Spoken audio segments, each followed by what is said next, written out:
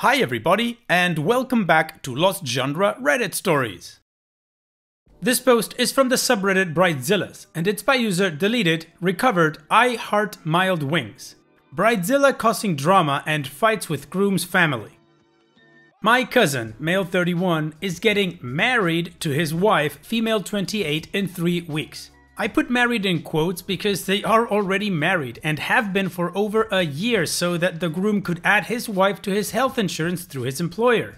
My cousin had originally planned to have this wedding to be a huge reception and surprise the families by telling them that they are already married.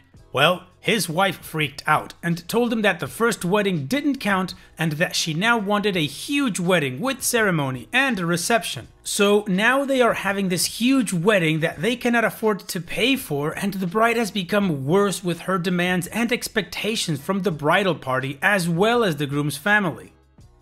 My stepsister, stepnephew and I are all part of the bridal party. Since day one, the bride has nickel and dime us for everything. The maid of honor, bride's half-sister, texted the entire bridal party, including groomsmen and the groom's mother, a list of expectations that she demanded for the wedding. The groom's mother was giving a price of no less than $5,000 for the rehearsal dinner, $2,000 for flowers, and $1,000 for the cake. The groom's mother is disabled and has health issues and cannot afford that, so she stood her ground and said that she couldn't afford that. And the bride told her she didn't have to attend if she wasn't going to contribute.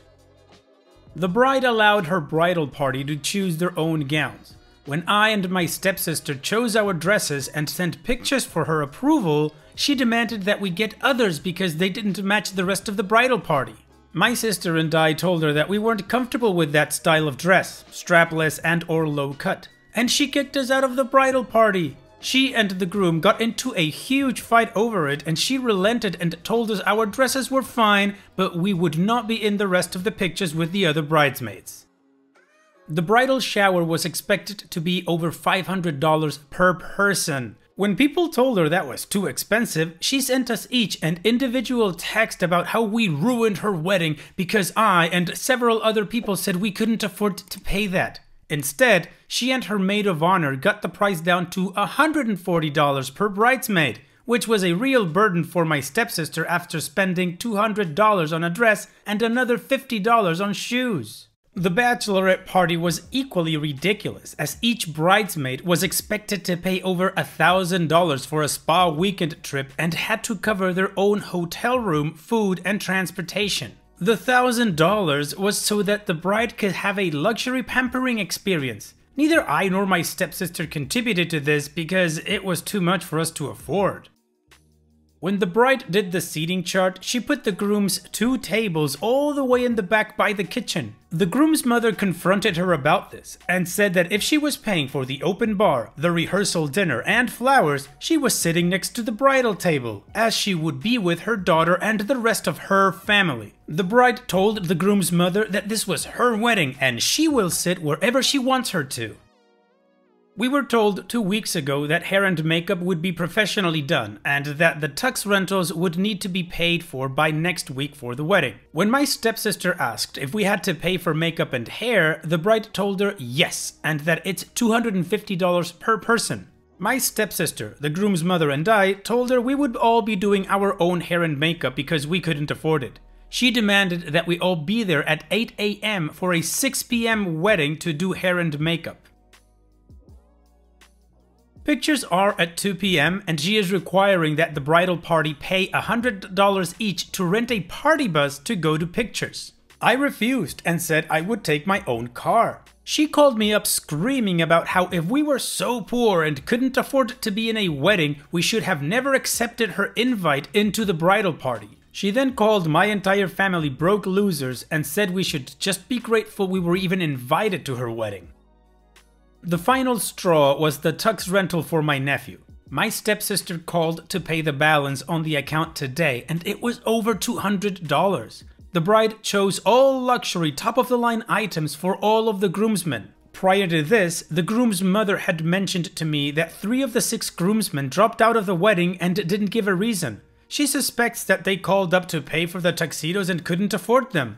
My stepsister confronted the groom about the price because he told her that it would be less than $100, and he had no idea that the bride had done this. She went behind his back and changed the entire order to double the price of what they had agreed on when they signed the contract with the formal wear place. My stepsister did not get her son the tux, and she told the groom's mother that they are not going to the wedding. At this time, the groom's family isn't even speaking to the bride, and half of the people who were invited are not coming. My husband and I are leaving immediately after the ceremony. We did not buy them a gift. The bride has taken something that should be meaningful, the joining of two families into one, and turned it into a money grab from her wedding party and the groom's family. The groom told my stepsister that he regrets marrying her and is sorry, but she is not budging on not going to this wedding. Additional information from OP's comments. She was very sweet to us prior to this. Once they started planning this atrocity, she went off the rails. I didn't think a lot of these posts were real on this sub until this happened to our family. I would like my cousin to cancel all of this, but I don't think he will. She kind of takes the lead in their relationship, and I don't know why he doesn't stand up for himself. If I didn't want to maintain a relationship with my cousin, I absolutely would not be going to this wedding. But sadly, out of the 100 people going, only 12 are for him. They are definitely legally married. The wedding is being held in a hotel banquet room, think like a Quality Inn, and neither are religious. She claims that because her friends all had big weddings, that she is entitled to one as well. And so, her expectations and demands were off the charts, and they still are. She is beside herself that she has to pay for her own hair and makeup. She doesn't think that she should have to pay for this because it's her special day. She makes almost daily Facebook posts about how people have disappointed her and tried to make her day all about them and not her. Wow, that woman is nuts. I mean, honestly, like OP said, she turned it into a money grab, something that was supposed to be like a joyful occasion at a party. And also, the groom regrets marrying her and is sorry? Then why doesn't he just cancel this whole fiasco and divorces her? What is it about weddings that just turned some people into these weird monsters, man? That bride sounds insufferable. Ugh. Anyways, OP has given us an update 2 months after this original post, so definitely after the wedding. If it happened, I don't know yet. So let's move on with that and see what happened. The wedding was an absolute train wreck, just as everyone expected it would be. It was like being a guest on Springer, but instead of them paying me, I had to pay them to be on the show.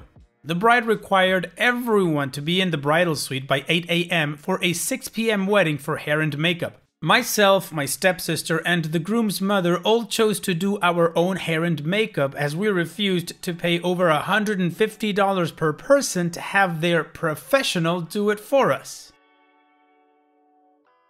When we got to the bridal suite, none of the other bridesmaids were ready with hair and makeup. The bride was giving everyone an attitude because nobody was dressed. They didn't offer any food, other than half a dozen bagels that were cut into fourths, and there was not enough for all 15 people that were in the room. So the 3 of us went back to my room and had some of the snacks that I had for traveling in the car. The room was very stuffy and hot, and it stunk like multiple different perfumes and lotions, so I had to leave because it was starting to make me sick.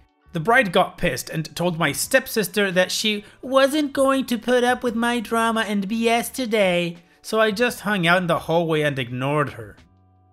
My nephew was a junior groomsman, and my spouse went with him to get dressed with the other groomsmen in the groom's room. The best man approached my spouse and told him that they had nothing for him to eat or drink in the room, and all they had was whiskey and vodka and beer to drink. All of the groomsmen were starving, so my spouse went and got everyone hamburgers and cheeseburgers from a fast food place down the road. When the bride found out, she called down to the groom's room and flipped out and said that we had no right to buy food for everyone, and that if we didn't like what they had to offer us, we could leave. This caused a fight between the bride and groom, who was very intoxicated, in the hallway, and the hotel threatened to call the police on them.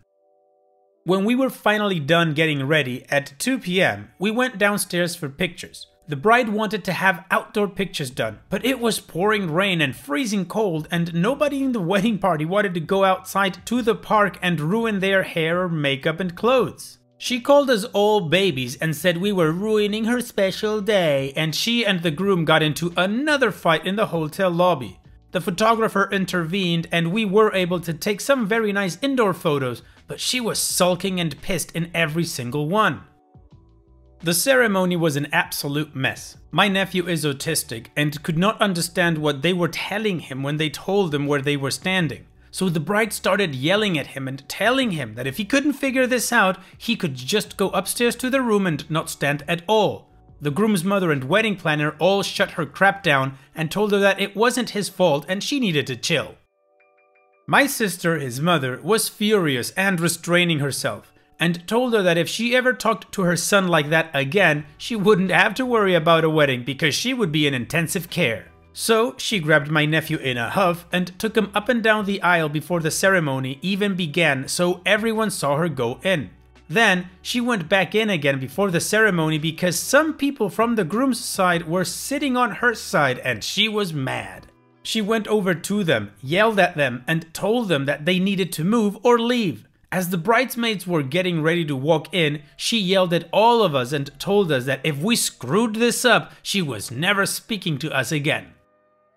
The ceremony itself was like 5 minutes long, and as soon as it was done, the entire bridal party made a beeline to the bar area for the appetizers because it was the first food that most of them ate since they had gone all day without eating. The photographer wanted everyone to stop eating and go take more pictures, but all of them refused and told her no. One of the bridesmaids was newly pregnant and was getting ready to pass out because she was so hungry. Once the reception started, my spouse, my stepsister, my nephew, and the groom's mother all stayed for the important parts and then left. We went to a nice seafood restaurant down the street and had a very nice meal.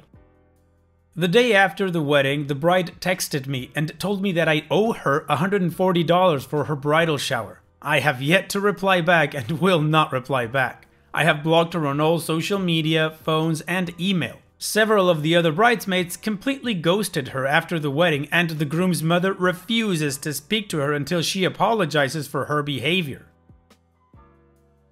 My stepsister has blocked her as well and told my cousin that she wants nothing to do with him either since he chose to allow his entire family, including his nephew, to be treated so horribly by this woman. Wow, what a crap show of a wedding, but you could kinda see that it was headed that way. In any case, that's all the information we have. OP didn't respond to any comments after that, and there is no additional post coming later regarding a divorce or anything like that. So at this point, it would just be wishful thinking or speculation. In any case, OP, thank you so much for sharing. And now, let's move on to another post. This post is from the subreddit Malicious Compliance, and it's by user Rash Mizalvi. Don't want to move your car for one day? Lose your convenient parking spot for a year. This happened on January 26, and today the malicious compliance was done not by me, but by the committee of the society where I live in. This drama conveniently happened in front of my window. In my city, the residential complexes are managed by housing societies, much like the HOA system in the USA, just not as horrible. Each society has its own committee to manage day-to-day affairs. Also, as my society has much more parking spaces than it has cars, it has not designated parking spots allotted to the residents. Anyone can park their vehicle wherever they want, but it must be a marked parking spot. People mostly park their cars in the same parking spot just because of convenience and habit. Everyone mostly respects each other's spots, and I have never seen any confrontations happening because of the parking. So, for those of you who don't know, January 26 is the Republic Day of India, and this day is celebrated all over the country by a flag hoisting ceremony in the morning. The flagpole of our society, where the flag hoisting ceremony will be held, is just in front of the main gate of the society. There are 2 parking spaces just under the flagpole. All other parking is further away from the main gate, and you have to walk some distance to reach there from the main gate. The thing to note is that these 2 parking spots are very convenient for all of the flats which are facing this flagpole. However, out of respect, people have left one of these parking spots for an elderly person whose flat faces the flagpole, and the other spot is taken up by an annoying kind of person who never moves his car from this place, or else someone will steal his spot. If this person wants to get into his car, he just has to walk like 12 feet from his front door. On the evening of January 25th, some committee members asked this person to move his car for a day so that the decorations and other arrangements for the next day's flag hosting can be made. Someone had already moved the car of the elderly person. However, the annoying guy was too frustrated about moving the car and first argued a lot with committee people, saying that there is no such rule in the rulebook of our society that someone has to move their car for any kind of festivities. And if you want to move his car, you have to write a rule in the rulebook.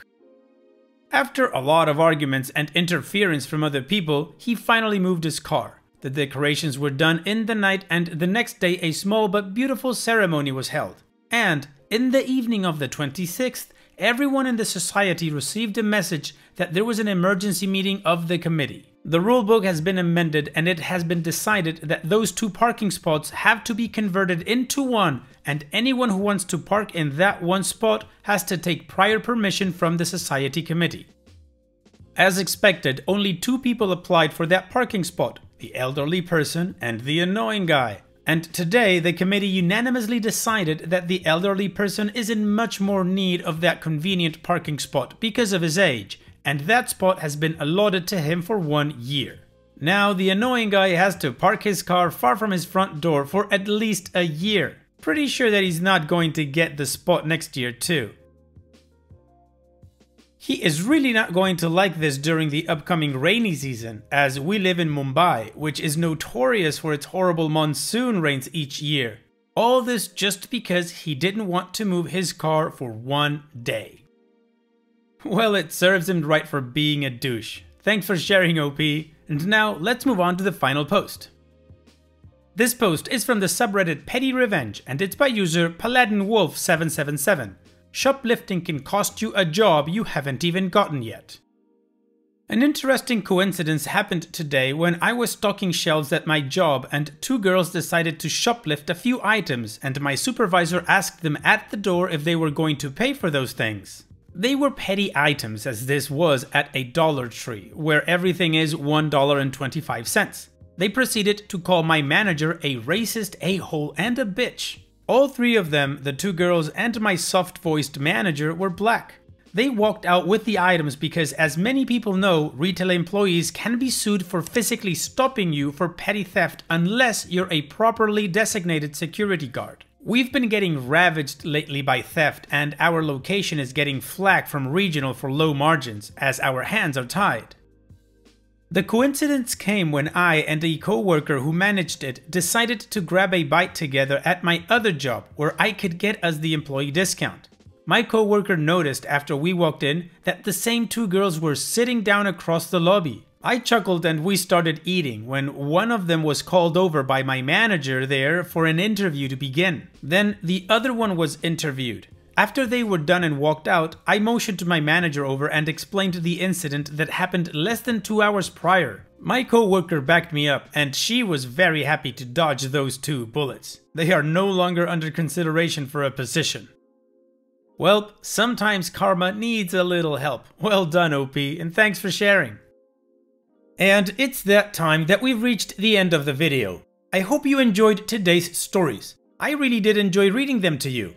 So if you did, then don't be shy and go ahead and give the video a like. And don't forget to subscribe or even share this video with people that you might think will enjoy my storytelling. Also, if you have the time, go down to the video description and check out all the links I have for you, from our Discord community to my channel merch. And finally, I'd like to say thank you for watching. It really means a lot to me that you enjoy my videos. And having said all that, I'll see you guys in the next video.